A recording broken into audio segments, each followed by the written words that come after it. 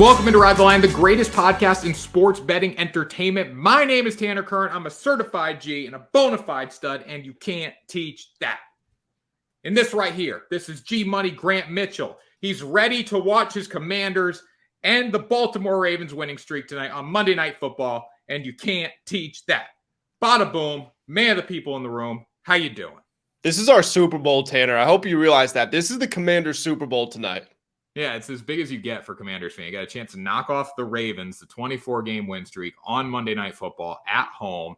This is huge. I mean, it's not going to get better for Commanders fans than tonight. So you're telling me that case I was making a few months ago about Sam Howell for the MVP, you're not on board anymore? Sam Howell blows. I wonder if he'll play tonight. Maybe. Whoa. Sam Howell's not look terrible. He's so bad. I want to see if he's even playing tonight.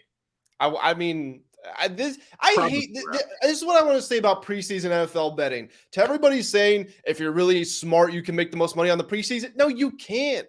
You have no idea what starters are playing and what starters are for how long. I hate the unpredictability of it. Yeah, it's hard. Like, people say preseason betting is easy. It's really not. Like, I don't know where they get that from, because you're betting on, we know this dog water player out of East Washington, Missouri State's going to play in the fourth quarter. Okay, so we should bet the other team. Then he comes out and throws 15 touchdown passes. Or you get the guy that's like, he sucks. Like look at I don't even know who I'm thinking of, but like, look at a backup quarterback. They're like, oh, this backup's going to play the first half. Aiden O'Connell has looked really good in the preseason. He's lit it up so far. Then you got to play like what happened last night. I forget. It was the Chargers, and they just threw that the kid, whoever was playing quarterback for the Chargers in the fourth quarter, threw into triple coverage, and it got caught. And the Saints, Chargers were in a position to win the game. It's just like so unpredictable. Yeah, it's not. It's football, but it's not like NFL football. The coordinators are calling the most vanilla schemes on both sides. It's just weird. It's random. It's like betting on the XFL combined with the Alliance of American Football combined with preseason NFL. It's bad. It's like betting on NBA Summer League. That's kind of what it is. Yeah, 100%. That is exactly what it is. It's betting on the Summer League. Yeah, and it's not fun. It's not fun because you lose bets down the stretch because teams go down, they crawl back. But anyways, the Commanders are ready to go tonight. We're going to talk about that game in a little bit. But before we get into all these picks and plays, you need to smash the subscribe button right now, because Ride the Line is moving into football season. College football week 0 starts on Saturday. It's a huge week. And then next week after that is week 1, the official kickoff to college football. And then after that is the NFL. So start getting excited. Start smashing the subscribe button. We got the plays for you all day long. Yep, we do absolutely got the plays coming up for football, but we also got the plays for this MLB season as well. And Tanner, I'm going to kick off the show here if you don't mind. Yeah, go for I'm going to go ahead and I'm going to take the easiest pick in the book.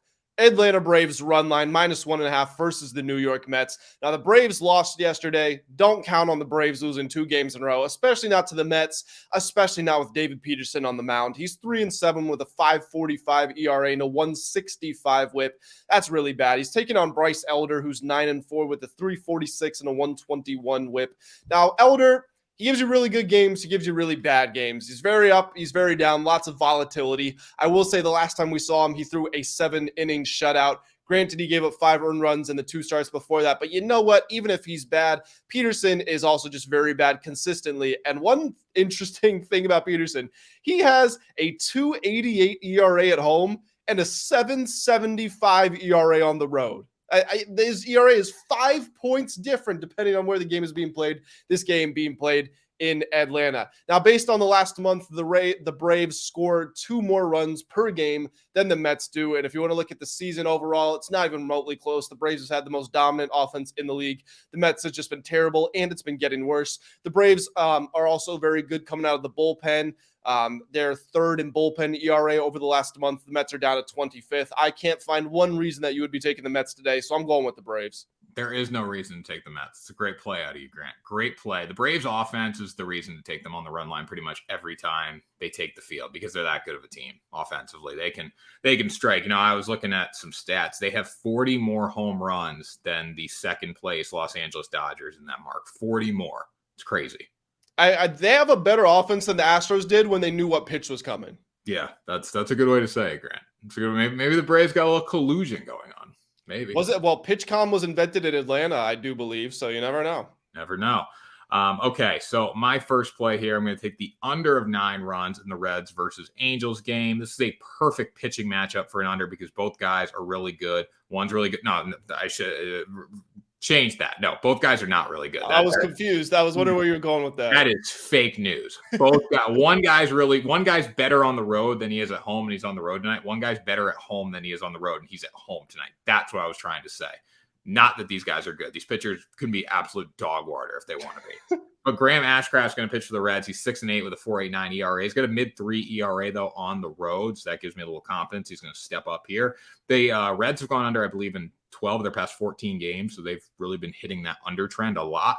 Lucas Giolito is going to throw for the Los Angeles Angels. Obviously, hasn't been an Angel that long, but at home this season, he's got a mid-2 ERA, and opponents are batting less than 200 off him at home.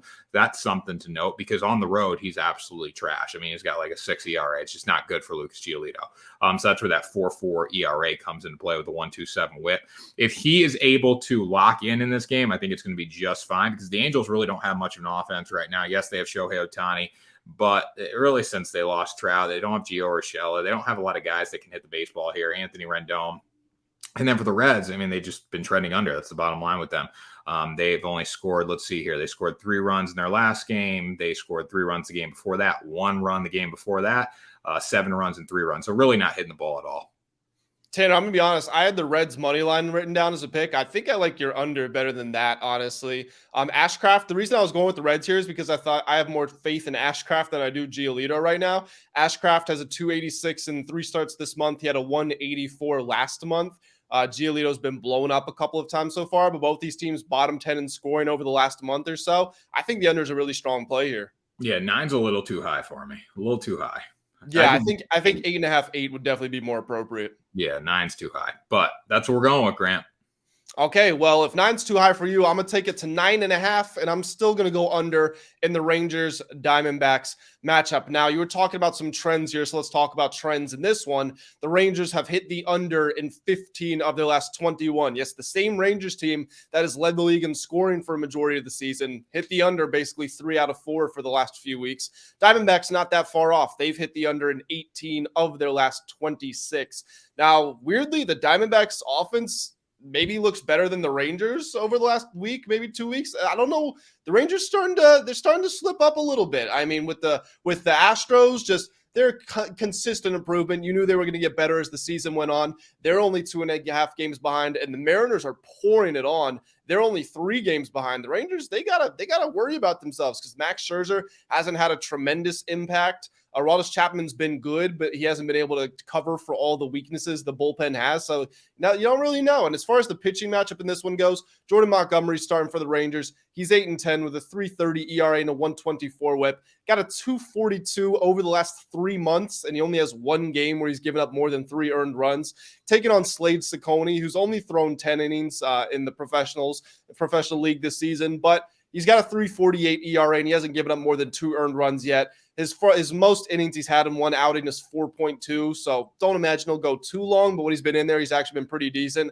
Like I was hinting at with the Rangers, the Diamondbacks also have this problem. Their bullpen is pretty terrible, so if you're worried about the over, that would be the concern. As the longer the game goes on, the more likely it is to go over, but I don't think these offenses are in a good spot, and I think we've got some decent pitchers here. And Chapman is fresh. He's had 4 days off, so I imagine he will be playing. Diamondbacks top reliever Kevin Ginkel didn't play yesterday because the DBacks were off, so he should be playing. I like the under in this game.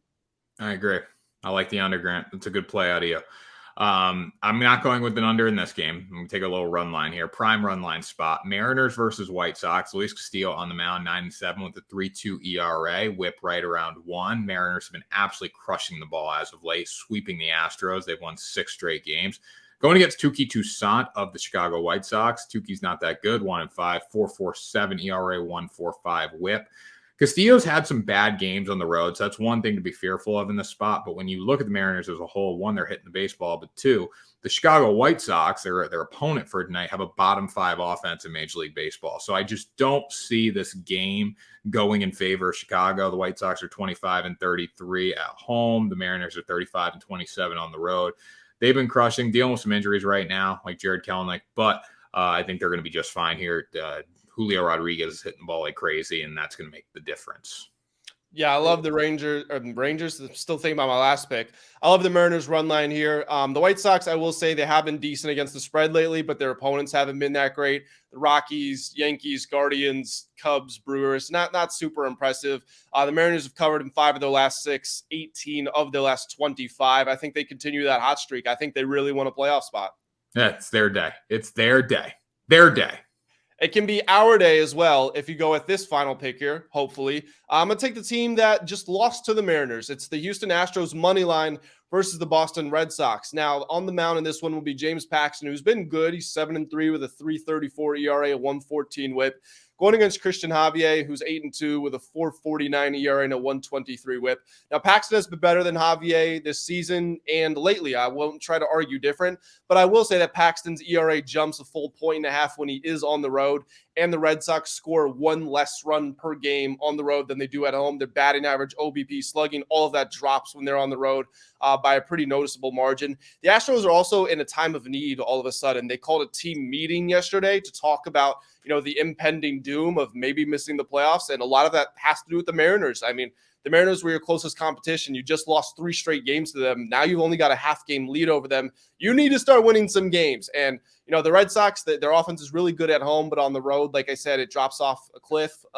Red Sox are still wild card hopefuls, but nobody's going to argue that the Red Sox are a better team than the Astros. I think the Astros are going to come out, assert their authority. Their bullpen ERA is 2 full points better than the Red Sox is over the last month of play. Plus, Kenley Jansen went yesterday for the Red Sox. Granted, he could throw a back-to-back today. He's done it 6 times this season, but I think the manager is going to he's not really going to want that to happen if he can avoid it. So I think this is a good spot for the Astros here. We know about the offense they have. I think they come out, they score a lot of runs, they get a win. Give me Red Sox money line. Sox money line. It's a bold play. It's a bold play with the Red Sox on the road. Their offense is completely different. They're pretty good. I mean, they're good against teams above 500. That's the benefit of playing the Red Sox. Plus money here. James Paxton on the bump. I'll take it. Javier's been lit up a couple times recently. Astros aren't playing well. Red Sox just swept the Yankees. They were pretty bad on the road this weekend, Grant, huh? Pretty bad on the road. Can we talk about yesterday's Red Sox game? They didn't deserve to win that. Yeah, they did. They found a way to win. No, they found a way to win because let's review the Yankees. So first of all, Volpe crushes a 3-run home run to tie it up after Turner hit a 3-run home run. The Yankees are up 6-5 in the bottom of the 8th. They have IKF is called safe on the field at home. They go up 6-5. The umpires review it. They wipe the run off the board. I was taught tie goes to the runner, and it was called safe on the field. I didn't see a conclusive evidence to say that he was out. But you know what? That aside, what is the definition of interference at the plate? I mean, I'm not going to say that call was or wasn't interference, but can we get some consistency? It's like none of the umpires have any idea what the rule actually is. They just know there's something called interference, and they feel like they're free to make up the rules on a game-to-game basis. And then, of course, once they take the run off the board, to nobody's surprise, the Red Sox score in the top of the 9th. Because they're a better baseball team. And what they do the first 2 days, they beat them, a combined score was like 16-1 the first 2 days. I had the Red Sox money line the first 2 days. I had the Yankees money line the 3rd day. I should have gotten it perfect. I was robbed. No, you weren't robbed, Grant. I didn't know you were a major league umpire. Anyways, this is the biggest game of the Commanders' lives. You talk about one game for all the marbles. This is that game. You got the Baltimore Ravens walking into FedEx Field, the most unintimidating environment in the National Football League, to face the Commanders. The Ravens versus the Commanders. 24-game win streak on the line in this one. Sam Howell, I don't know how long he'll play in this game.